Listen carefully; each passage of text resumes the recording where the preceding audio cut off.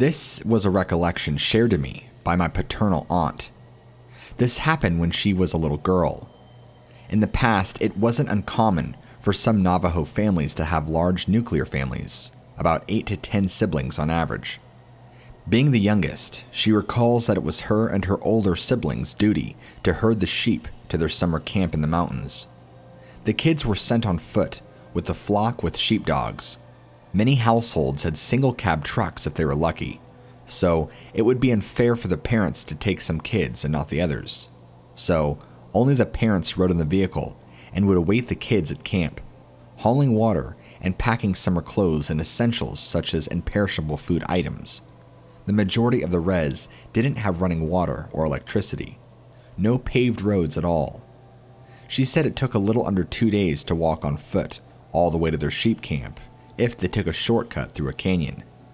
On the first day, the sun was beginning to hang low in the sky, and they decided to make camp. She explained that back then, there were many hogans scattered across the res that didn't have permanent inhabitants. They were built with the same intentions as the reasoning behind hunters' cabins, to temporarily provide shelter for hunters, or in this case, sheep herders. She said that these hogans often had corrals for wary shepherds to house their sheep and livestock for the night and continue on their way the next day. Ranchers and locals would upkeep these safe houses sporadically. She remembers clearly being instructed by her mother which hogans were meant for that purpose, and the ones that had people die in them were off limits, making them uninhabitable according to Navajo tradition. In place of a door, there was a tattered moth-eaten blanket hanging from the doorframe. On the inside of the east-facing entrance was a plyboard. It was meant to be leaned up against the doorway and prevent wild animals, etc., from entering when occupied. Her older brothers gathered wood and started a fire. The smoke went up the stove pipe in the center of the hogan. She remembers everyone being fatigued and tired after a long day's march. The dirt floor provided a familiar and comforting smell. They laid their sleeping bags out. The plywood board was up against the doorway. The brothers found long logs to leverage against the board. Staring at the smoke, escaping through the smoke hole, she could see the stars in the dark nighttime sky. The smoke hole was usually eroded away, making it seem wider than typical smoke holes. The dirt piled on the ceiling of the hogan was probably eroded away by wind and rain, not being maintained regularly, packed down with fresh mud. The fire, just embers now. As she was drifting off to sleep, she said the sheepdogs that had accompanied them started to go crazy outside, howling and barking. She hears the thudding of a horse running around the hogan. She is startled by a loud thud up against the board at the entrance. The brothers brace the doorway correctly. It doesn't give out. Then she hears a thud on top of the hogan roof. Dust and debris begins falling from the old-fashioned hogan roofing under the weight of whatever was walking on top. Her older brother, who is closest to her, whispers in Navajo to close her eyes. She said curiosity got the best of her, and she kept them open. Rocks the size of gravel started falling down the stove pipe. The Skinwalker was deliberately throwing heavy rocks down the stove pipe, making loud metal scraping noises as they fell into the hogan's fireplace. In the dark, her eyes dart from the low glowing embers of the fire upward, following the deep blackness of the stove pipe out the smoke hole. No glowing eyes, just the silhouette of a head and a torso of a Skinwalker peeking in. She described it as having ears on the top of its head like a coyote or a dog, but the ears weren't of the canine variety. The ears were elongated and pointy. In the darkness, she said they looked like donkey ears, but were positioned on the coyote-like head. She spent a few moments frozen and staring at the creature, never having seen anything that resembled it in nature. It was unaggressive and only watched them for a while, eventually dismounting from the roof and the familiar thuds of horse hooves off in the distance. The dogs howling and whining after it, but never leaving their post at the sheep corral. Years ago, I was working as a chemicals operator at a company near the airport here around Huntsville, Alabama. I was scheduled to work a third shift, and I had extra time on my hands before going into work that night.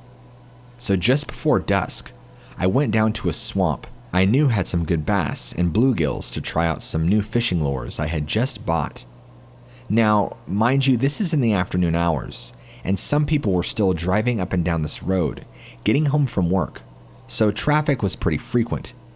As I stood along the edge of the road in the swamp, casting my lure out, I hear a very large tree snap and crash in the backside of the swamp. I've never heard a tree fall in the woods naturally before, other than someone with a chainsaw cutting it. Then, 2 minutes later, another tree snapped and crashed close to the same area. Totally not a coincidence, so I'm no longer fishing at this point. Instead, I started walking down the edge of the swamp on the road to get a better look into the woods. I couldn't see anything moving or standing, at least as far as I could see anyway. Since the sun was going down behind the swamp, it was very dark in those woods. I started to hear something running towards me. I wasn't scared because I could tell it had to be small, running my way. Then, out of the thicket of the woods, came a red fox, running straight at me, and passed by me by about 2 feet, crossing the road, not even looking for cars or anything. It was completely scared out of its mind, like something was hunting it. I turned back towards the swamp that this fox had ran from, and I could smell it. The smell of a wet, dead goat that had been rotting in the hot summer sun for about a week. It was god-awful too. I got that eerie feeling that I should leave, so that's exactly what I did. To this day, I've never gone into those woods to investigate what made me feel that way. I know that foxes don't normally run toward people, but that fox was scared of something in those woods, and it didn't give a damn about me or heavy traffic. No, I didn't see a Bigfoot or a dogman, but then again, I have never seen a black panther either, and I know they are real. 2 trees falling, fox running by my legs, that horrible smell and that eerie feeling. Too much to be a coincidence for me. I took my cousins out for a night stroll out this last month. Some backstory. Usually every May, a lot of my family will go out to my wife's cousin's house, which has tons and tons of woods surrounding it. It's very peaceful. Every May, a lot of us cousins will go, see each other, and have tons of food and hang out for a few days at a time. Think like a big Christmas get-together, but instead it's in May. This time, we decided at night to do some night hiking around these parts, to explore and to see what we could see. My wife's cousin has great sets of high-powered flashlights. They're the rather expensive kind, but they work great. They have multiples of them, so I decided to take a few of the little ones out with me. So it was me and my 3 little ones, aged 8 to 13. So maybe not little ones, but they're still just kids. The entire time we're walking around, we aren't seeing a whole lot of anything. Mainly just deer from time to time, and that's about it. They were terrified that a cougar was going to get us, because cougars are nocturnal hunters. But I kept them calm, letting them know that we were making too much noise to draw in a cougar and would scare it away. That's when they decided it would be the best idea to travel into even thicker woods, where the underfooting wasn't as safe due to unseen rocks and brush. At the time, I wasn't aware of that, so I said of course, being in the moment and not wanting to disappoint them. I feel like bravery got the best of all of us as we traveled into the thicker and thicker, dense parts of the forest. It was quiet, but I had noticed that there had been no crickets out at all this night. Having really nice flashlights, we were pursuing to push as far as we could. The part of the forest that we were descending down was a hill that eventually drops off to a steep canyon, which drops off again into a small river that flows around the area. During the daytime, the scenery and the sights are beauties in their own right, but during the night, it could be a death trap. As we're descending down to that point into the thickness of the forest, we hear branches breaking and the sounds of something big moving around just a little past us in the trees and brush. The time of year was not in our favor. Being springtime, Everything has grown back, full and lush. You don't have a ton of visibility because of that. The kids and I halted, listening quietly. That's when the 13-year-old started panicking, thinking it was a mountain lion, but I kept trying to signal to him to be quiet and to listen. That's whenever it was stopped making noise. We stood there for a minute, thinking that whatever this supposed mountain lion was doing, that maybe it heard us and walked away.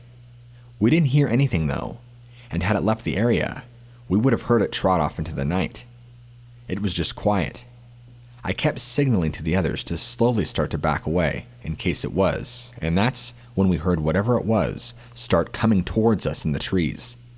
It sounded so much bigger than any mountain lion because each step it took was a heavy thud. That's when I started to grab the kids and swiftly retreat back up the hill we were coming down. We were all trying not to scream. It was an incredibly scary situation to be in, and I think even the more experienced and tough men of the mountain would have been terrified. I turned around to hopefully, or not hopefully, catch some sort of glimpse of whatever was moving in our direction towards us, and I see this big yellow glowing eyes higher up than I am. That's when I lost it, and just bolted it with the kids out of there. When I saw those eyes, that was enough for me. I never shined my light at them. They were just glowing up there in the trees. Luckily, the kids never saw it because they were busy running up the hill, thinking it was some big mountain lion. I know for a fact that it was for sure not a mountain lion. It was big, tall, and sounded like the weight of a great weight. Why it started aggressively approaching us, I have yet to know. I don't think it bothered to chase us up the hill or anything. When we got out of that thicker part of the forest and the land had flattened out, there was nothing behind us and no signs of anything following behind us. I didn't care. I just got us all back to the house, and that was that.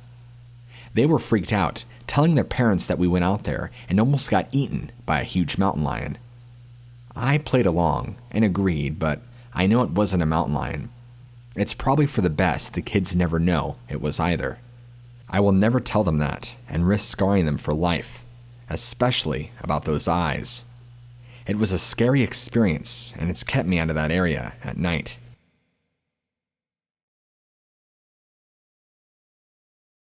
This happened to me about a week ago.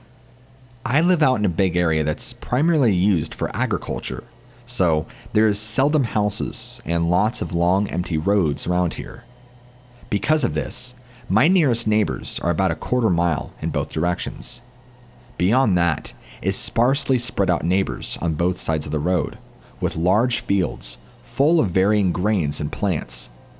Between properties and areas of housing, there are large amounts of land for cattle. Think flat plains with a few trees here and there sprinkled in.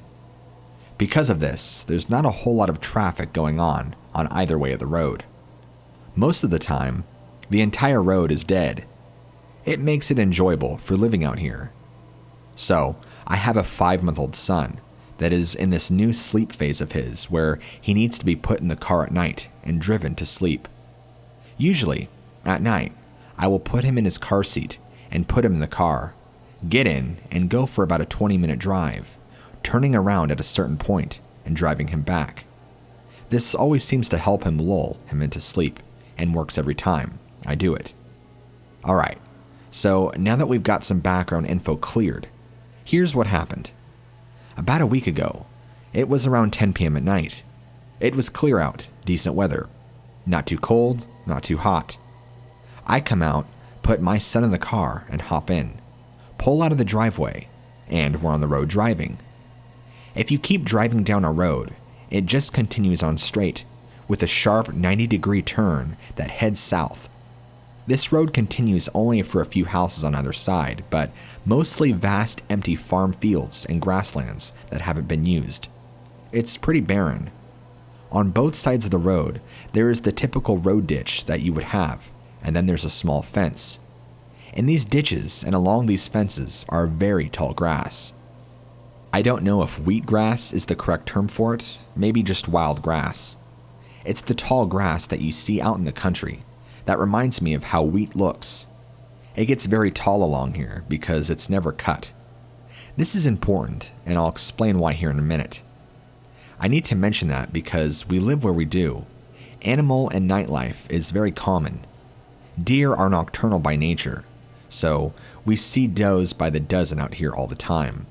Blacktail, actually. Skunks are commonly seen just as much as raccoons and possums. You'll even see the occasional coyote sometimes, but that's more rare.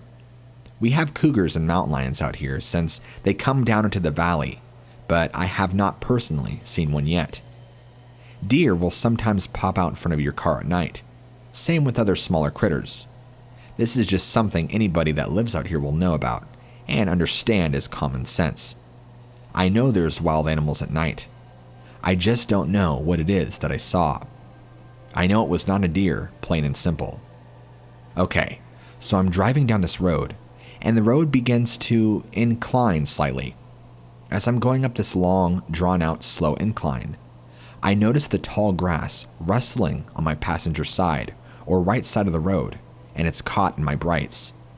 I immediately get ready to brake because I'm thinking it's a deer about to jump out across the road, or maybe a skunk or something, and up stands this dark shape, hyena-looking animal that seemed to stand up on two legs. It was tall, taller than a man. It scared the crap out of me. It all happened so fast within just a few seconds, but I got a look at it. It reflected a dark crimson kind of eye shine because my brights hit its eyes. It stood up out of the tall grass, facing my direction. I don't know if it looked directly at my vehicle, but I saw its face. It was very twisted and hyena-looking. I wish I could describe it better for you, but I can't. It gave off a really bad vibe that I felt the second I saw it, and it lingered. It was this horrible feeling I felt in the pit of my stomach that just screamed I shouldn't have seen what I did. When I first saw the grass rustling, I had let my foot off the gas, but not pressing the brake. As soon as I saw this, I had about 3 seconds of shock and, "What is that?" and then slammed the gas to go. The whole time, trying to rationalize what it is that I saw and what it could have been. Even though I got to see it from the front, I couldn't see any specific details like what its arms or hands looked like because they were down on its side, but it resembled a very hairy person with an ugly hyena-looking head and face. That's what I made out from the few seconds of my brights hitting it through the grass. And then, that evil feeling. Gosh, it's hard for me to type this out without getting chills just thinking about it. I've never just felt that overwhelming sense of evil before. Once you feel it, if you ever have felt it, you'll know. It's uncomfortable. The spot I usually stop to turn around at, I sat there for a minute and hesitated on what to do because I had to turn around to go back home. The exact same road. I didn't want to cross that spot again and see that thing. After sitting there for maybe 5 minutes, debating with myself, I talked myself into doing it. I was very nervous the entire drive back home, even though it's only a 10-minute drive back. As I drove back through that spot, I didn't see the animal again. I even looked in the same spot I saw it before. It was gone. The feeling too was gone, and it didn't seem to be anywhere around that I could visibly see. Anybody out there who's listening will understand where I'm coming from if they've ever had a sighting that's truly frightened them as this did to me. Whether it be something that doesn't exist or a true animal, fear is fear. There's just something far more to this than seeing something that I didn't know what it was. It invoked this awful feeling of fear and dread. I've never had that happen before. I don't think it was a natural animal either. Nothing besides bear will stand up on their hind legs like this did, and it was skinny looking. The face is what still haunts me when I rethink about this encounter. I don't want to dwell on this too much, but thought if I told you about my sighting with whatever this animal is, I could possibly get some answers. What did I see that night? This happened last weekend while camping in northern Utah. We had just gotten up to our campsite around 4 p.m. She had needed to go to the bathroom, so she walked up a little into the woods by another campsite that was empty. As she was walking up, I saw her stop for a minute and was looking around. I asked if she wanted me to go with her. We're both girls, and she said that was fine. Went to the bathroom and came back. Later that night, we were sitting around the fire with two other friends, and she seemed kind of on edge. I started poking fun at her, as that's how we joke with each other, and she told me she had seen something just past the tree line as she was walking up to go to the bathroom. She described it as having pale skin. The face looked like a mixture of human and canine and had black eyes. It was hunched over on all fours. Its back legs looked distorted, and she said that she could tell it would be tall if it were to stand on its hind legs, and she could see its spine protruding from its back. While telling her sister what she had told me, she also said that while she was up there, it had walked directly in front of her, stopped and stared at her, so she just came back to our campsite.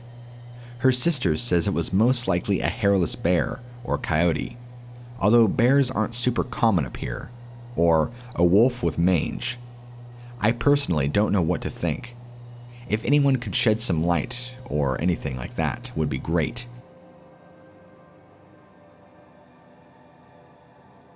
When my grandmother was younger, she was walking home from school when she got to the farm that she lived on. She saw the figure of her mother out on the field, waving to her and yelling her name, beckoning her to come to her. My grandmother ran to the house to leave her backpack before going out to the field. When she got to the kitchen, her mother was there cooking. There was no way that her mother managed to get to the house before her. Could it have been a skinwalker or a wendigo? This happened in northern Sweden, so it shouldn't be possible that it was a skinwalker, right? It was her mother's voice as well, so it couldn't have been somebody else. I was at my friend's house. He lives around a lot of woods in a small town in New York. It was around 2 a.m., and me and my friend were just hopping off Modern Warfare 2 when we needed to put his dogs up for the night. So we walked them to put them up. But we couldn't find the cat, and we didn't want the dogs getting a hold of the cat. So we looked around outside until finally we found him on the front porch. So we put him inside and walked out to go back to my friend's house. My friend basically has two houses. So we stepped out of the door onto the back deck when we hear a cat about 50 yards away in the woods screeching like it's being attacked. So we assume it's his other cat, so we call his dad. He is a veteran in the Marines, basically meaning he has seen some stuff. So he comes out full on Marine mode with his AR-15 and flashlight scanning the woods when we hear a kind of like hissing, but not a hissing noise. It was almost like something big was out of breath. We got really quiet and listened. It just kept making a blowing noise. But then we noticed it was to the right of us 1 second, and the next it was right in front of us without making any noise. As anyone would be, my friend's dad was shook from it and fired off around 4 rounds into the woods. Things got quiet, but then seconds later, the noise resumed. But it was moving all over the woods and making no noise at all. Eventually, my friend's dad decided to push up to the woodline with a gun and flashlight in hand. The thing came right in front of him. He described it as being at around eye level with him. He's around 6 foot. But what really bothered me is that it wasn't afraid of gunshots or people. Eventually, after not ever being able to see what it was, we gave up and called it a night around 3 in the morning. The cat didn't come at all. We began walking back to his house when we heard it come from about 30 feet to our right, so we rushed to it to find nothing at all. Me and my friend and his dad go inside talking about how messed up the situation was.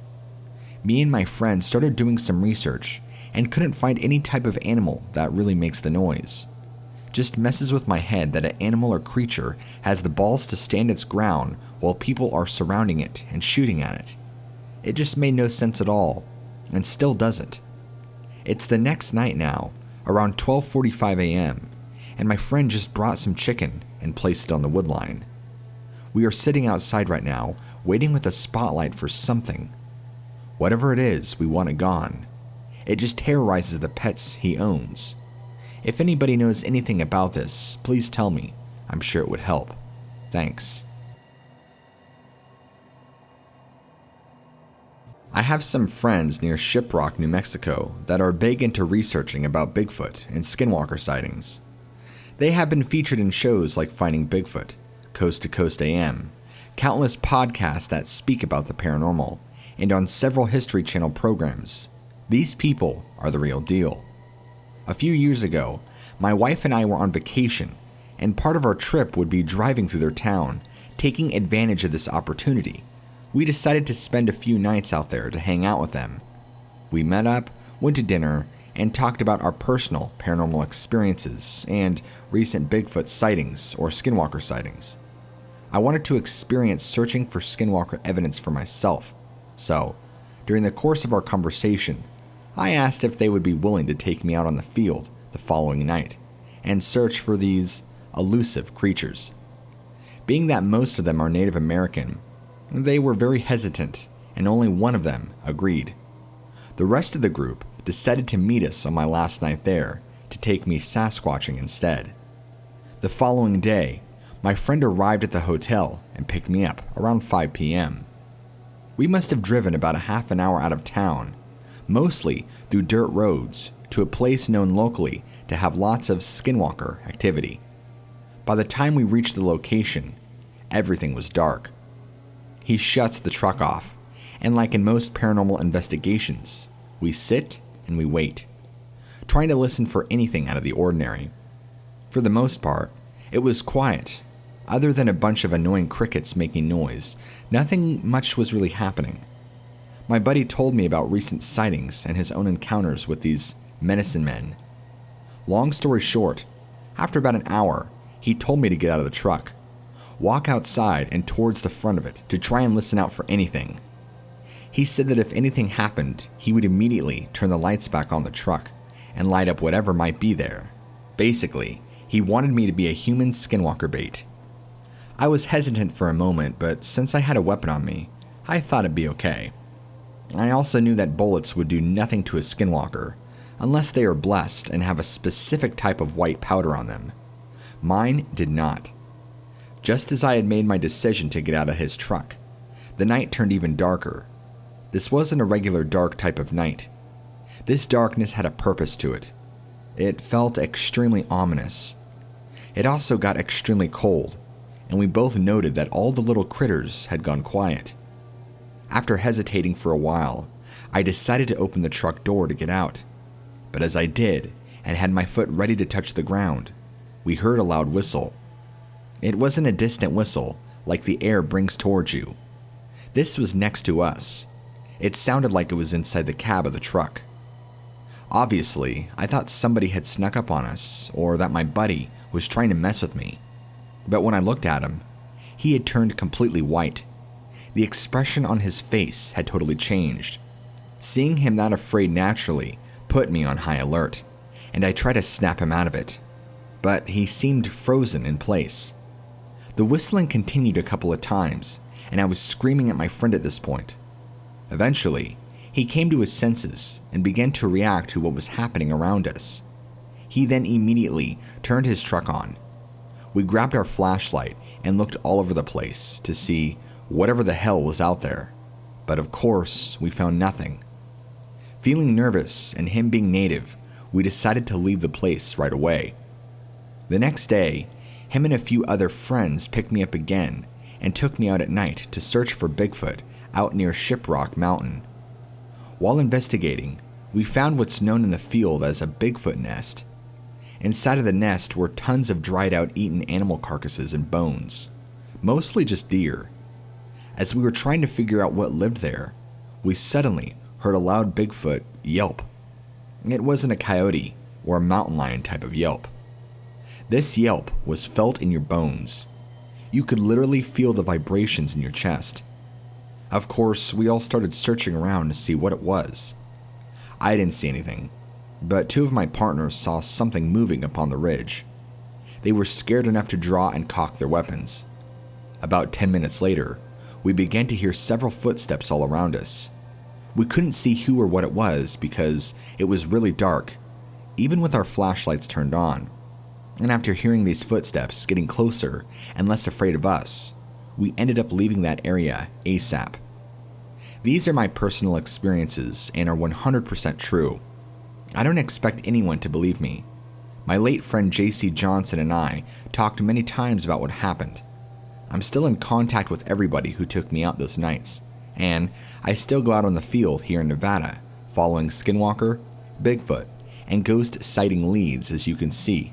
If anybody is interested in checking out some of our explorations, I'll be happy to show you.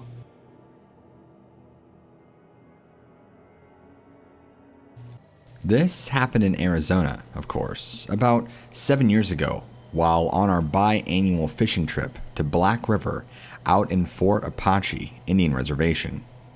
Each year, we take this little dirt road, only accessible in a 4Runner, all the way until it ended.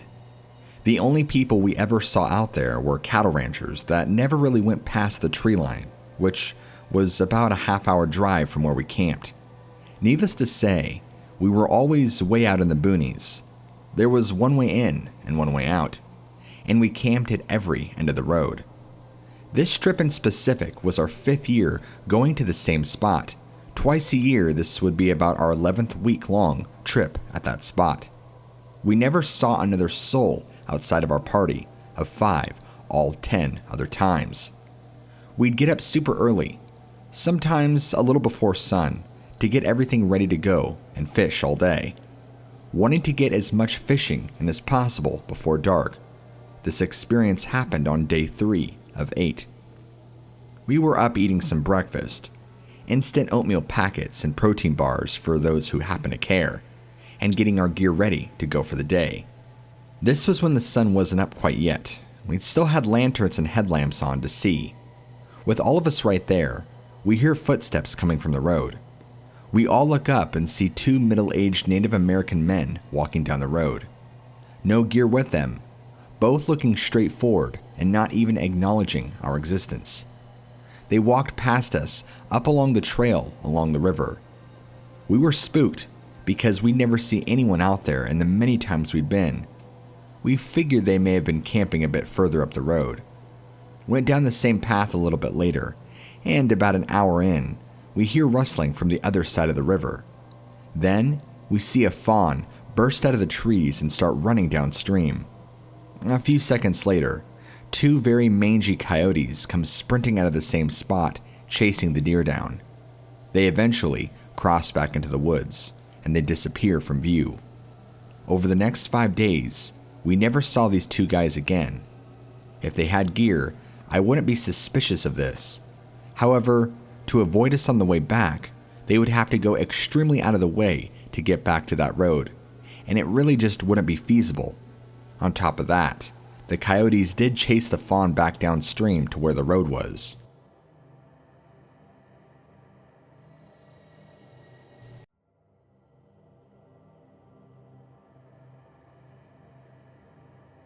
Normally, I'm not a believer in what I'd call fictitious fairy tales like werewolves, vampires, and such.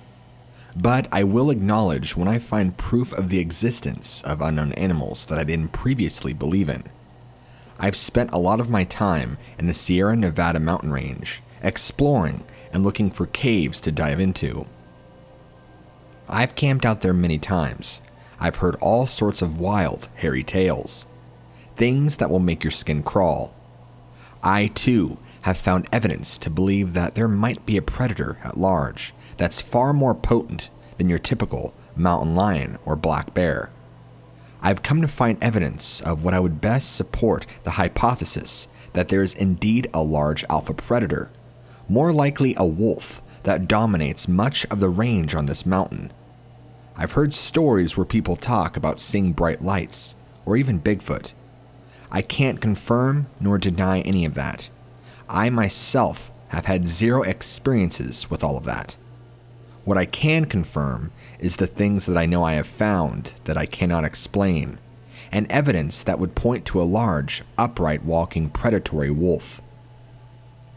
The first major player in the evidence that I've mustered is finding large canid prints in multiple spots on my trek. There's one major component to these tracks, and it's that they don't adhere to your standard wolf-sized tracks. Your standard wolf track, on average, is around 4 inches in width and height.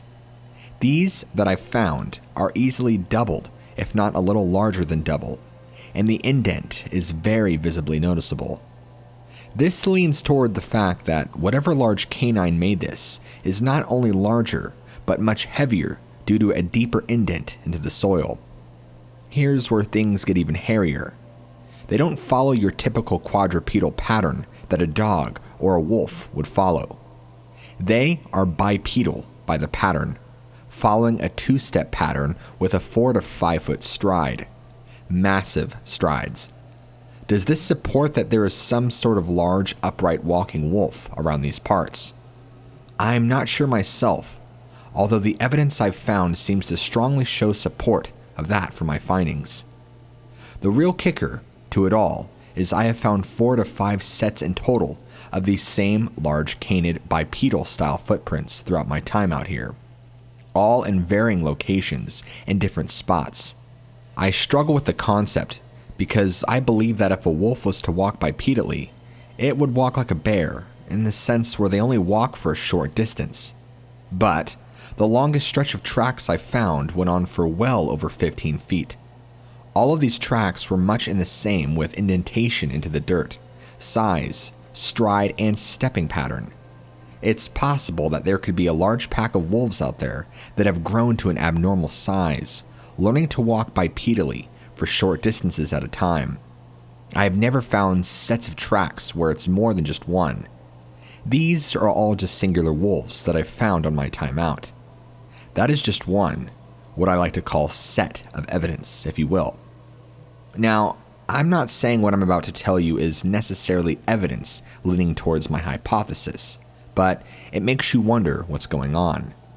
What's killing these animals in the way they're being killed? I have discovered multiple deer and 2 black bears on account, dead. To dive into details a little more, I'm going to discuss with you the black bear deaths. Black bears do inhabit these mountain ranges, and although I don't see them as much, I do know they are here. I respect their space and that this is their home.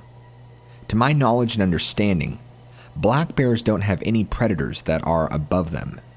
They don't have to worry about being killed due to them being omnivores, and their size and stature alone is enough to ward away mountain lions, for example. I'm sure a mountain lion and a bear have gotten into it before in nature, but I wouldn't put it past me. But I don't believe that is how these 2 black bear that I found were killed. I had come to almost a small valley where there is more tree coverage and lots of rock.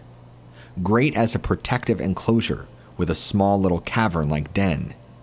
I had stumbled upon an actual black bear den. If I hadn't traveled down a 50 feet steep rocky incline of this hill into this little pocket of an area, I wouldn't have found what I did.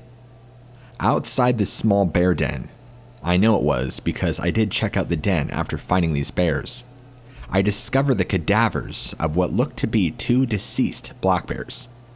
The manner in which these black bears were killed was gruesome, to say the least. Both bears were within 10 feet of each other, killed by an unknown and unforeseen predator. The larger black bear, what I believe to be a male, but I didn't check, only judging by its size, had its head completely torn off its body. There was no head to be found anywhere around the area or visible vicinity that I was in. All along its body was large, deep gashes that looked to come from claws of great size. It was a bloody mess. Although the blood was coagulated, you could tell whatever happened that this bear suffered severe damage. The other bear, which lay no more than 10 feet away from the other bear, appeared to be smaller in size and frame. My guess was a female. As with the first, I didn't think in the moment to check the genitalia. The similarities and damage to this were mainly the deep gash wounds all over its body. It made me think of grizzly bear gashes, how they're so long and run so deep. These bears' body were shredded. The claw pattern wasn't even that of a bear though. It was different. If we're being honest, the flesh was far too mangled to get an accurate look as to what any claw pattern was exactly. The difference between the two bear is that this one was smaller, had its entire throat torn out. There was a lot of dried blood around it. Both of these bears had just died within the last day, judging by the freshness of the kill, so they were still rather fresh. Had I not wandered down into this area, I wouldn't have caught this grisly scene. Sorry about the pun. I just wanted to shed some light into a bleak scenario. The smell of decay hadn't even hit me until I wandered into here. The tree coverage and enclosure was so thick with rocks, it was almost encasing this area loosely, if that makes sense. I can see why it made for the perfect den spot. Anyhow, after spending maybe a few moments observing these dead bear and looking for any clues, I found bits of long, stringy black hair. This hair did not belong to the bears, but something else.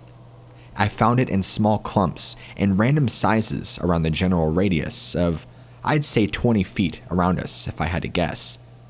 The dirt beneath our feet was disturbed. I could see there were tracks of both bear and another animal, but I couldn't make out anything distinct. There had been too much ruffled dirt.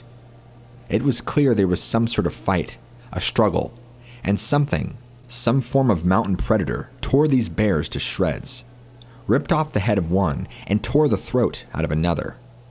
Last I checked, mountain lions don't kill like this, especially not two black bears.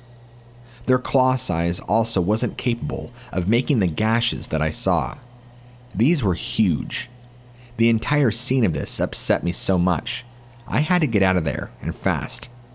I figured whatever did this to these bears was still close enough to this area. So, I'm left with the question, what does that to a black bear? I always thought black bears were pretty much never challenged by other animals. I guess I'm wrong. Then I think about large canid tracks that I've seen over the years, and I can't help but put two and two together.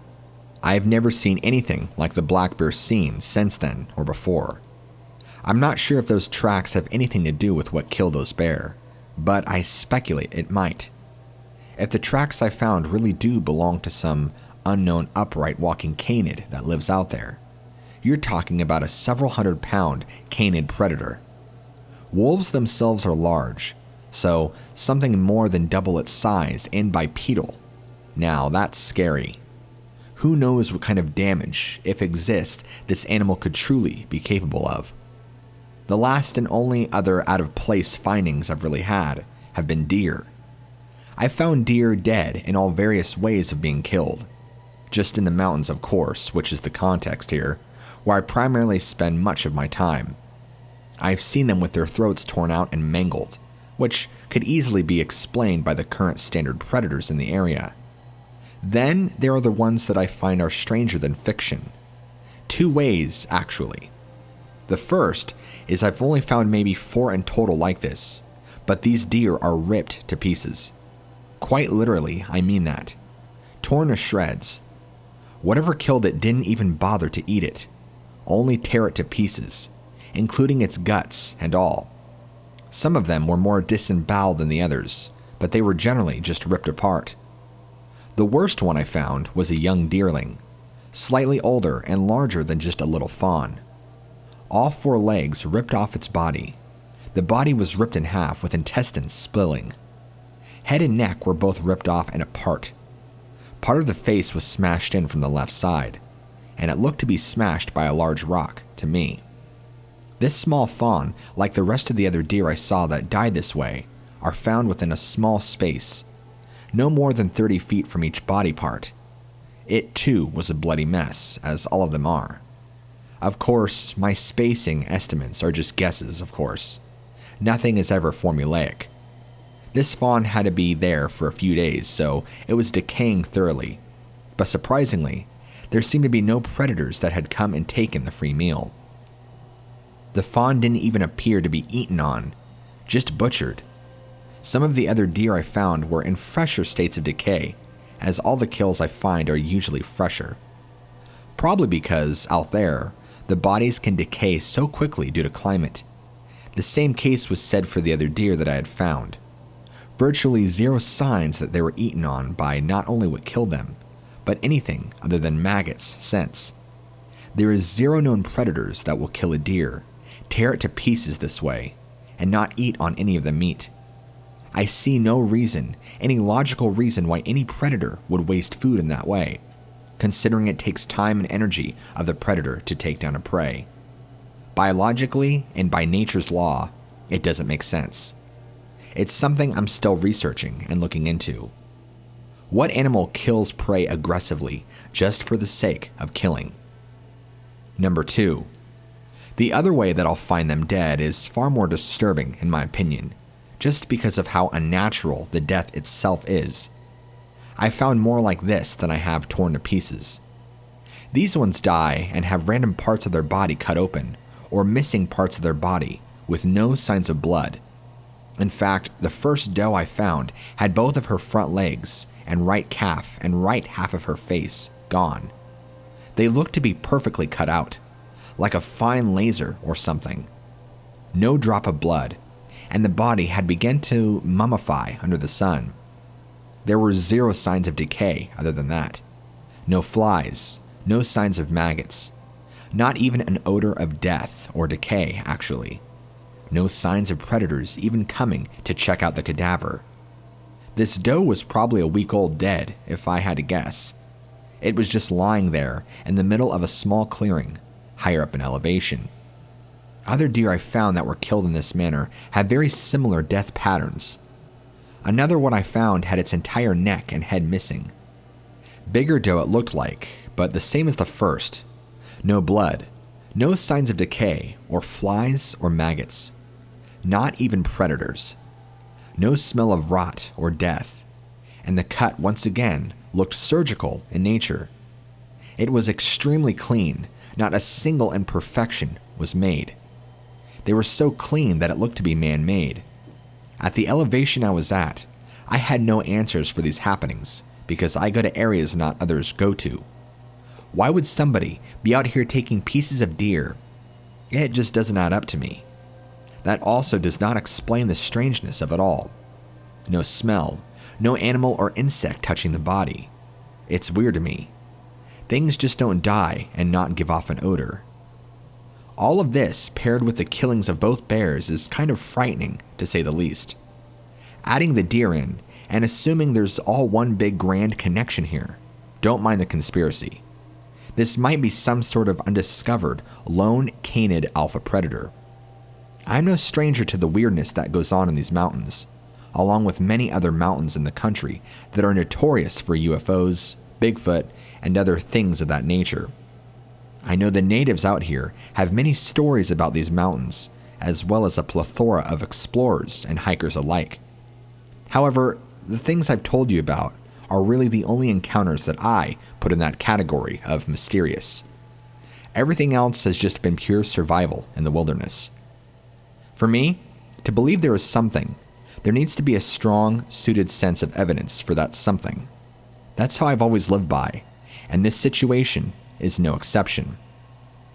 I cannot deny the evidence that there is something that is somewhat canid.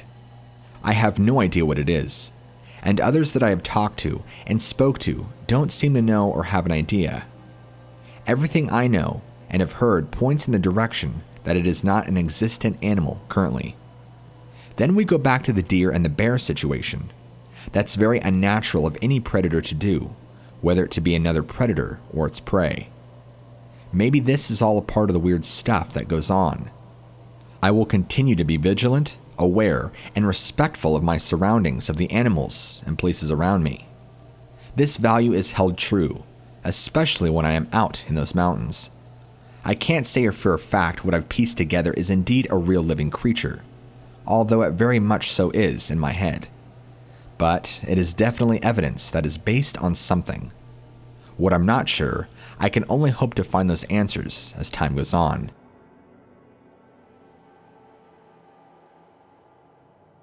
Hello. I live in the more wooded area of New York. I heard stories about skinwalkers only throughout the South and the drylands. My mom and I believe our house was built above a burial ground of some sort. We live on a hill, and there's a long line dug into the largest rock, a very thin line that leads off to the edge of the rock. almost like a sacrifice space, I believe. The rocks look messy and clumped together, but there are way more rocks stacked underneath, beneath the dirt. It goes all the way around the biggest rock, and could I ever come across a skinwalker, or possibly a wendigo up north? I know they are completely separate from one another, but I couldn't find any good information about certain cairns or structures. If this is indeed a Native American burial ground, would it be considered sacred or protected spot? If there was a skinwalker encounter, would the grounds make a difference of some sort? Just throwing it out there. A few years ago, I used to have to do a long drive from northern Illinois down to western Kentucky about twice a month. I had gotten to the point to where I knew the drive like the back of my hand. Sometimes, it was actually a lot better to make the drive early evening and do a bulk of the 9-hour drive to the next night, getting me there about 1:30, 2 a.m. No traffic, and in the summer, it was relaxing to drive with all the windows down. After crossing into Kentucky, there was about 2 hours of road without even highway lights.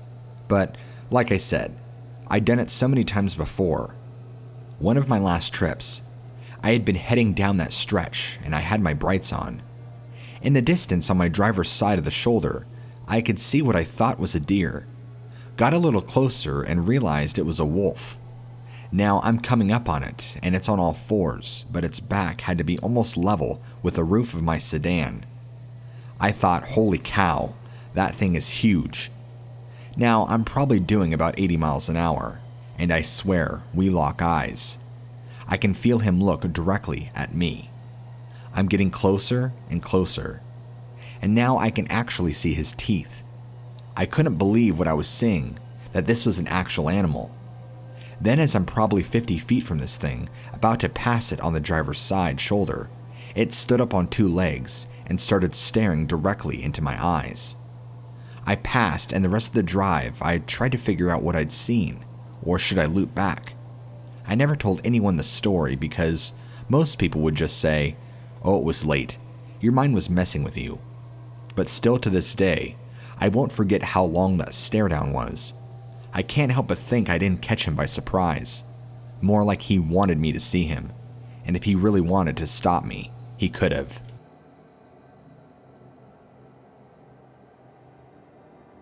First off, I live in Washington, so I was spending a few days with my friend Jay, his sister D, his mom S, stepdad P, and their dog.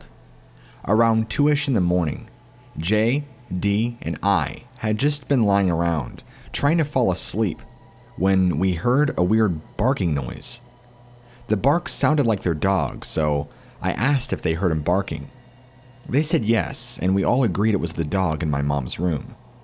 But then we got a text from S, saying and asking if we heard that bark. We said yeah, and then asked if it was the dog. She said no, the dog was next to her snoring. So then we asked if it was P. She said P was asleep and he was silent. She was scared and asked us to check it out. So we went to her room and checked out the glass door to the balcony, and there was nothing there. Then we looked in her closet and nothing. We asked if maybe it was the wind, and S said all the windows and doors were closed. We couldn't figure it out, so we all just went back to bed. But then we heard crunching outside where there is this gravel trail we walk the dog on. I looked out the window and nothing was there. The sound stopped that night, but Dee had a dream where she was being chased by someone. The thing is, we all could have sworn that the bark sounded like their dog, but as if a human was making it.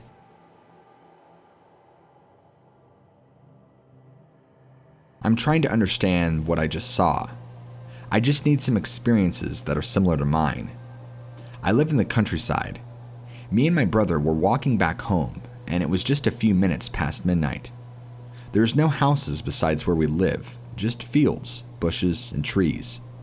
We were walking, and I felt something was wrong. I felt like something was watching us, but I didn't think too much of it. Then we heard a noise. I can't explain it because it was nothing I'd heard before. My brother said it was a faraway gunshot, and I just believed him. He later said that he just too said it to calm me down. We kept walking with the flashlight on, and he put some music on to try and calm me down. At one point, I look on my right side, and I see this flashlight, like a person was holding it, but you could clearly see there was nobody holding it. My brother turned off the flashlight, and we kept looking at it.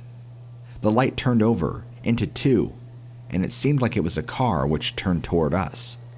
The light went over us like somebody was pointing flashlights. We panicked but didn't move. A few seconds later, the lights just disappeared.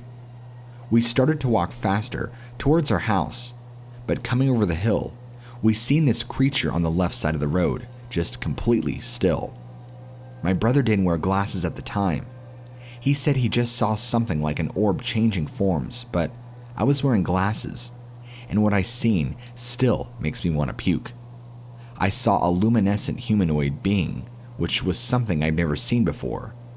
The thing started changing its form and became something like a fox, going from one side of the road to the other. At this point, we were freaking out. I started to run towards the house as it was just a few meters away, but my brother stopped me to calm me down as I was shocked. When this happened, we were in our driveway, and I was with my back to it. He was holding my shoulder, telling me to calm down, but then he looked towards the darkness and he ran away. I didn't have the balls to look back, so I ran after him and towards the door. He gave me the key, and I tried to open the door with my hands, shaking, which was absolutely hard. He said that he'd seen the creature standing up, and that it looked like a man, but it wasn't a man at all. Did anybody have any encounters similar to this? This happened just last night, and I still can't quite explain what happened. I'm shocked and scared.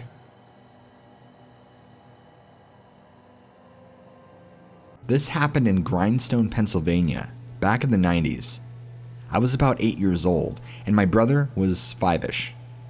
We were in the country and lived on a couple acres with a farm on one side and thick forest on the other. So, I was playing outside with my little brother, and he went into the house. There, I was by myself, and I heard my mom calling for me. Her voice was coming from the woods on the other side of our fence. Basic farm fencing and nothing fancy. This freaked me out a little bit, but I climbed over the fence anyways and started walking towards the voice. Then, out of the blue, I felt like I was being watched. Got a really bad feeling. So quickly, ran back to the house and found my mom at the kitchen table. I asked her if she had called for me, and she said no. So I then told her what had happened, which led us kids being told to stay in the house for the rest of the day. Thinking about this now makes my hairs stand up on the back of my neck. I live in the central Midwest of America, and before the quarantine, I've had no such encounters with anything in my town. I was driving home around 10 p.m., and my neighborhood is surrounded by thick woods. I live about a block away from this thicket. I am around 100 feet from my house, and as I glance in my rearview mirror, I see a black figure, almost like a living shadow, around 7 feet tall, human-looking body, inverted knees, and tall horns that resemble a goat's sprouting from the head.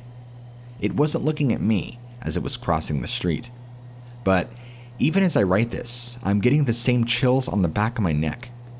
I glanced a second later, and it was gone, so I convinced myself that it was my imagination. I have seen shadow people before, but none this large or with horns. At around 2 a.m. that night, I'm scrolling through Instagram in my bed. My window is open, and I hear a low whistle. It is one note and only drawn out for about 3 seconds. This whistle repeats 4 times, and after it is done, I hear slow, heavy footsteps right underneath my window, second-floor bedroom.